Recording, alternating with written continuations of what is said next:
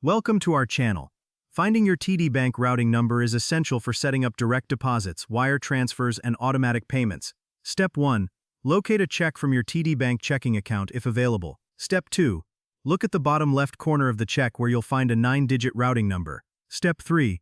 The routing number is the first set of numbers on the bottom of the check, followed by your account number and check number. Step 4. TD Bank routing numbers vary by location. 011-400071.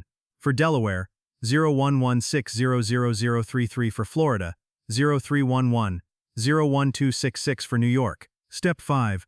Log into your TD Bank online banking account at tdbank.com to verify your routing number. Step 6. Navigate to your account details where the routing number is displayed along with your account number. Step 7. You can also find your routing number through the TD Bank mobile app by accessing account information. Step 8. For wire transfers, note that TD Bank may use a different routing number, so verify with customer service. Step 9. Call TD Bank customer service at 1-888-751-9000 to confirm your specific routing number based on your account location. Step 10. Keep your routing number secure and only share it for legitimate banking transactions. Don't forget to like this video and subscribe to our channel.